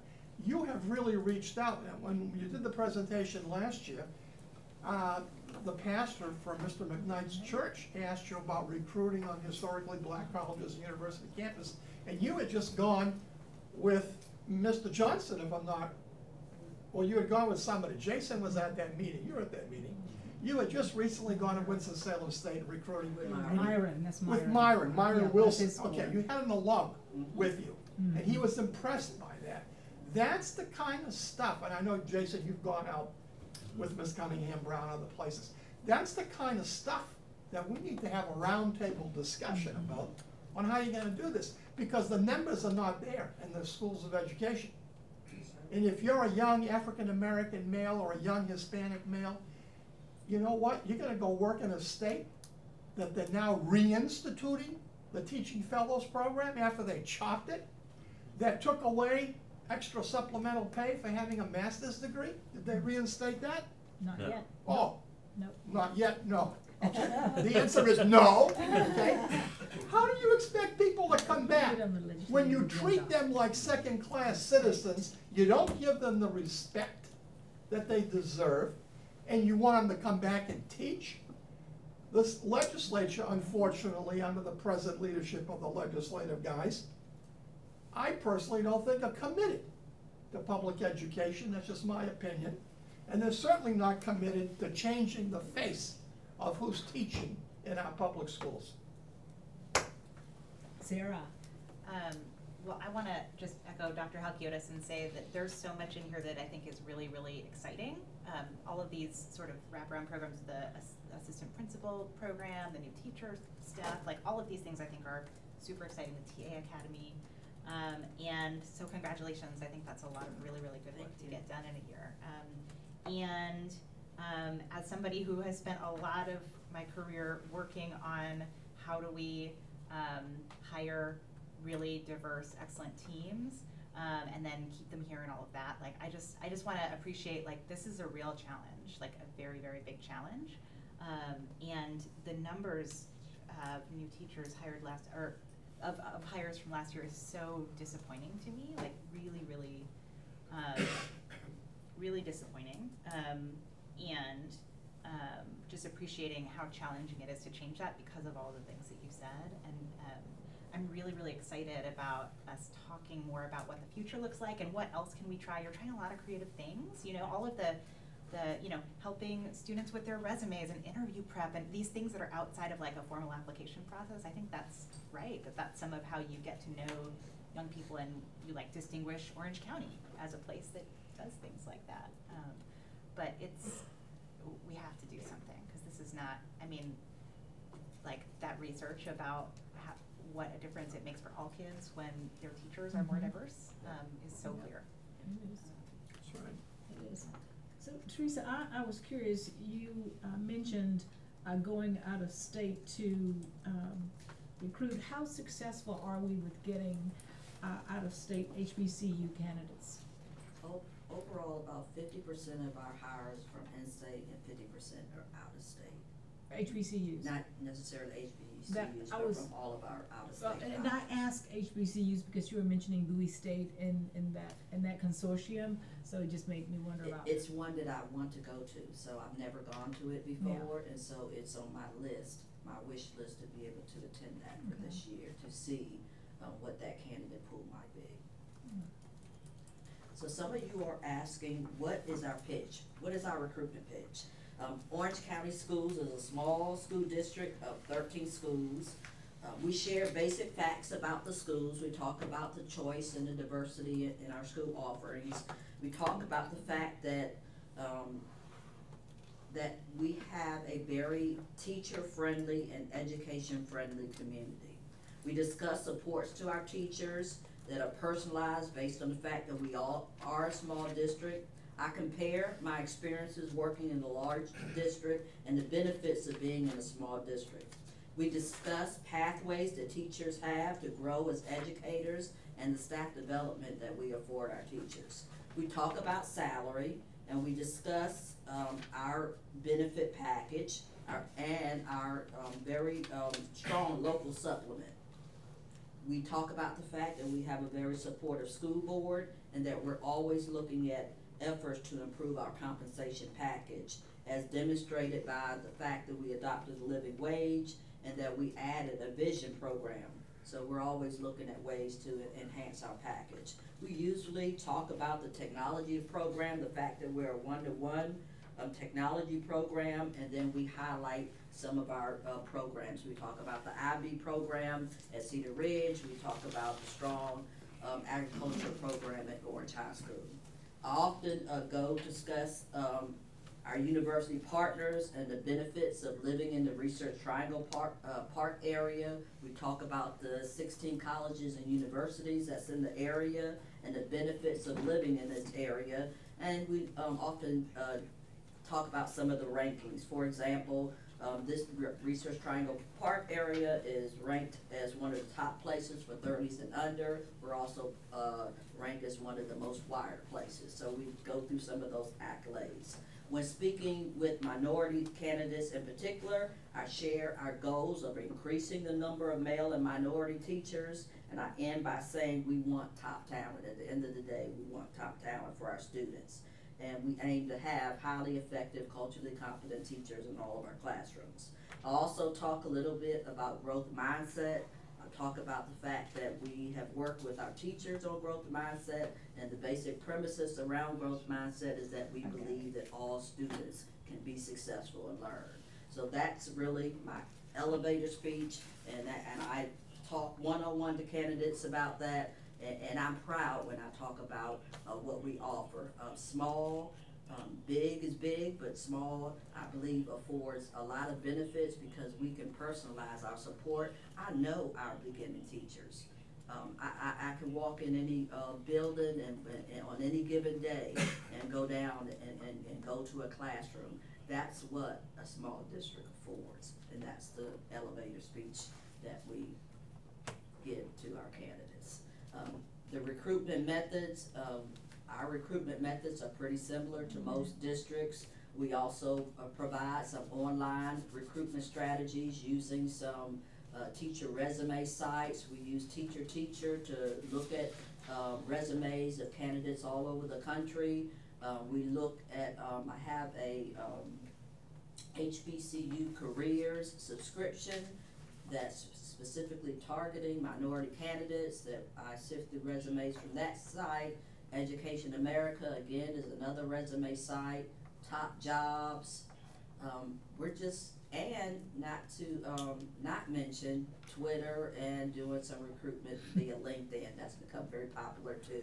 Yes. So LinkedIn, I'm always adding people to my LinkedIn account that I think that I call it soft recruiting, because they may not be interested today, but sometimes a year from now or 2 years from now, I'll get a LinkedIn from someone that I spoke to a couple years prior. So Excuse me. Go ahead. Go ahead. Sorry. I'm gonna just step over the superintendent here. Please. All right, so what I'm gonna say is, I know you all have read through this, and I don't want to put off any other agenda items. So I'm gonna thank Teresa Cunningham Brown for her presentation. And if you all have any questions, please do it now. Right, and can I just end by saying, we also have to recognize the challenges. And when you look at diversity recruitment, I'm a person of color. I have 4 male sons. When we talked about their career aspirations, we didn't talk about education as a primary career choice. We talked about it as a plan B or plan C. And I mean, I think that that's the realities that we have to face and the challenges. Another challenge, and I'm always a person that's pretty candid and tells it the way it is, that you also have to look at local and state challenges that we face. We went through a Confederate flag situation. We even had some of our parents that were detained, our Hispanic families that were detained by ICE. And so all of those things implement recruitment. And so, yes, I have a wonderful elevator speech, but we all have to be self-reflective that I could have the best elevator speech around, but people listen to the news, people talk, and if the community is not recommending their children to teach and come back and be a part of the community, then I think that's something we need to consider. That the challenges are there. I'm up to the challenge. I'm not afraid to talk. I'm not afraid to engage with people and talk about the benefits of being a teacher in Orange County. But I just want you to know it's the good, the bad, and the ugly. All right, thank you. Thank you very much. All right, next up we have, oh, I was like, not Tony McKnight. Not Tony McKnight, okay?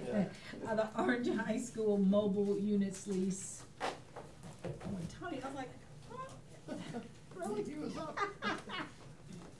It does pain me somewhat after talking about capacity and redistricting to talk about adding more mobile units to a site, but we do have a very important bond project that's ongoing at Orange High School, $9.9 million with a contract to Reese Nolan McElroy Mechanical Engineers and Warren Hay Mechanical Construction here in Hillsborough to complete the mechanical system upgrade for the failing system at Orange High School that was voted as part of our 2016 bond package. We are progressing on the progress. There's two phases. One is the geothermal well field. We're well underway on that project with nearing halfway completed of 120 or so wells to date.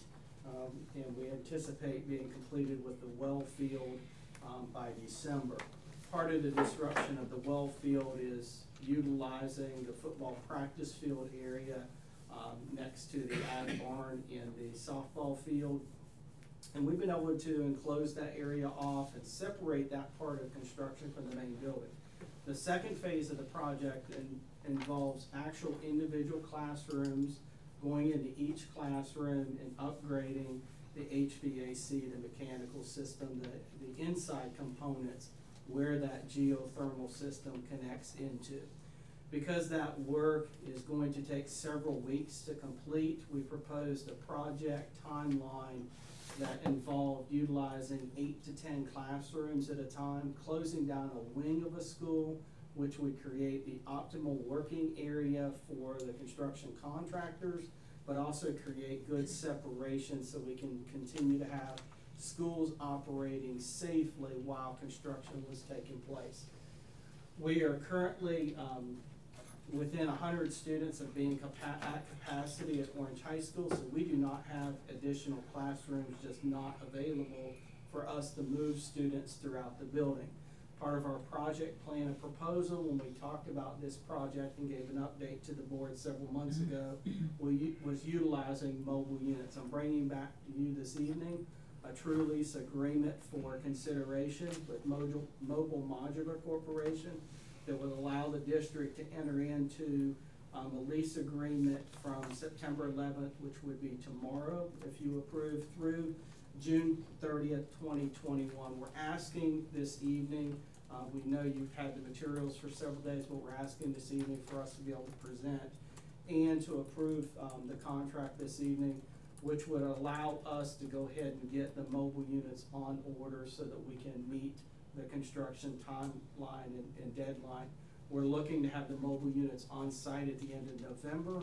We already have the furniture in storage for the mobile units. It'll take us a few weeks to put in life safety systems, which are intercoms, fire alarm systems, etc., technology for the teachers, and get those set up. And then we would anticipate when students return from the winter break that we would start the relocation process of classrooms utilizing the mobile units, so we would be able to get 1, possibly 2 wings within the school completed for the remainder of this school year. There are several things in your packet for review. One of those was a site plan showing you We had an area that we utilized for construction when we built the connector building. We would utilize that same area. It does have power service to that area. There were 2 mobile units located there back in the 1990s that were removed after about a 10-year period or so.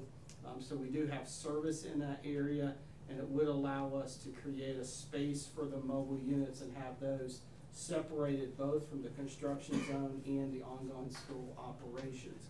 There would be required engineering services and other permitting as part of this process. It is a very detailed and lengthy process.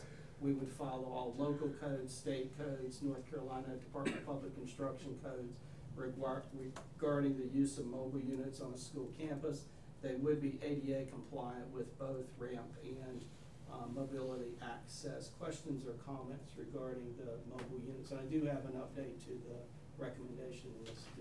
I was just gonna add that the recommended action would be subject to further approval of the board attorney as to the language and the terms of the lease agreement. Whereas Rod Malone, who's done a lot of these negotiations in other districts and worked on the contracts, is still finalizing the contract, and there's further input from the board member as well for some potential changes. And so, you know, if the contract is not suitable, then we won't be able to go through with it, but we're hopeful and optimistic that it will be, and we just want to make you aware that the recommended action would be subject to the approval of the board attorney as to language and the terms. All right, sounds good. If you have any. Yeah, I just have one question. So, on the covered sidewalk, is that being done by the same company that's installing these, or is it a third party?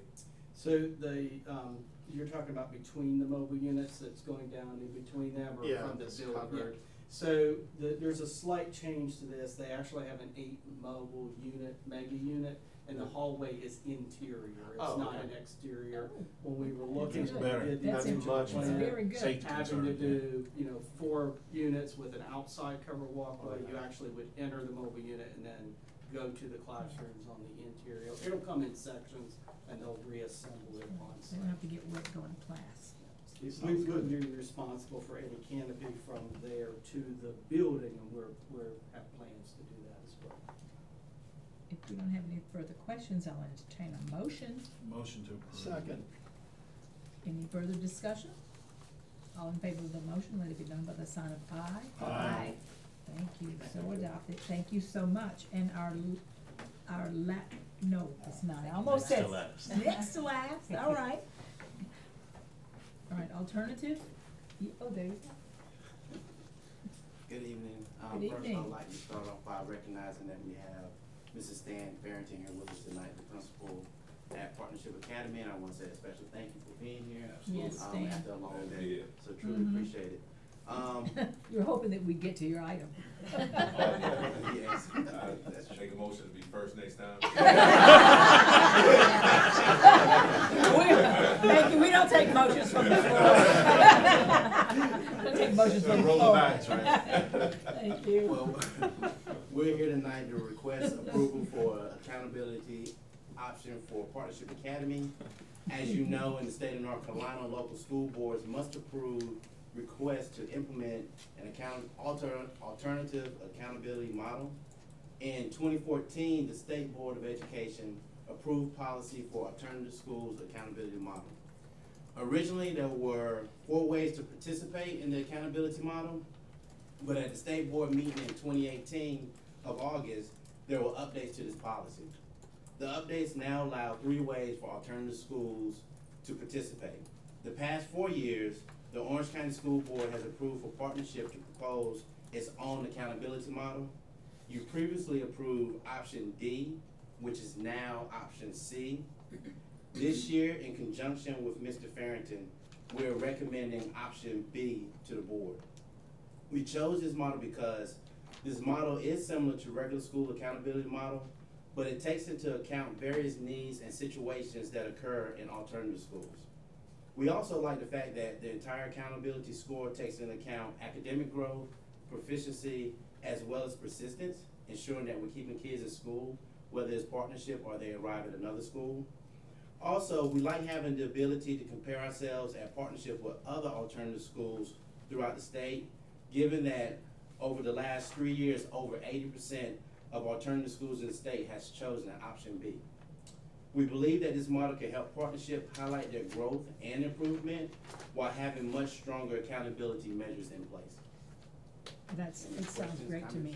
Do you have any questions? I do, and maybe it's just for how it works. I'm surprised. I'm just trying to understand that. So under the Model B, there's several items that are based on duration.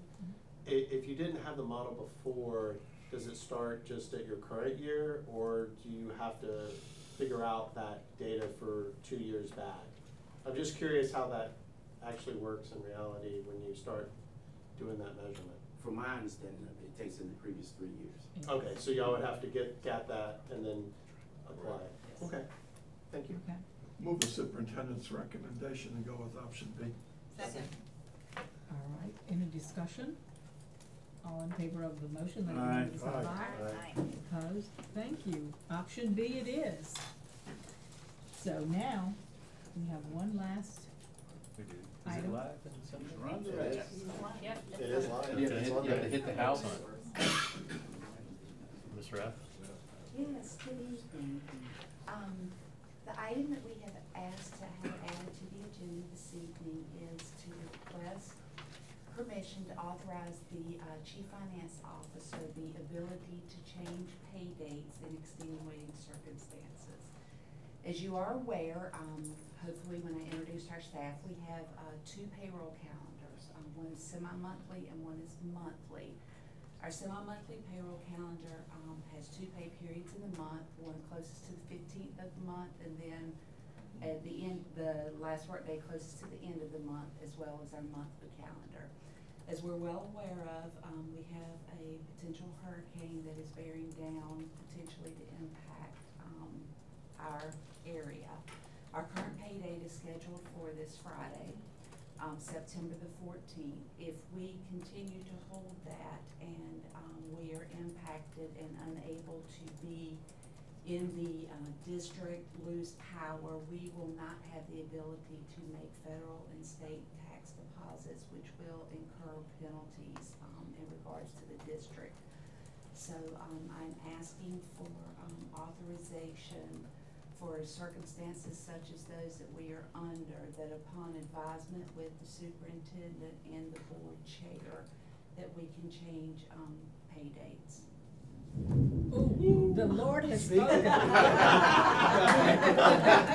Motion to approve. Matthew, discussion? Question. All right, your discussion. Even though you're moving it up, that you could, when you run the payroll, especially for your taxes, you're gonna specify what date that's taken out of the account, or are you actually gonna be paying it early? Actually, when we. And our system may not have that flexibility, but some systems have it. If you could enter the payroll today, but it won't actually be withdrawn until the normal day. We actually have to make the federal tax deposits. It's a process where we actually have to go through an online process and call it in. I do that. And so that is what would be the issue on a Friday pay date. So it's not that you, when I do that, I go in, like today, I could go in and say I want it to automatically pay on Friday. Correct. Today.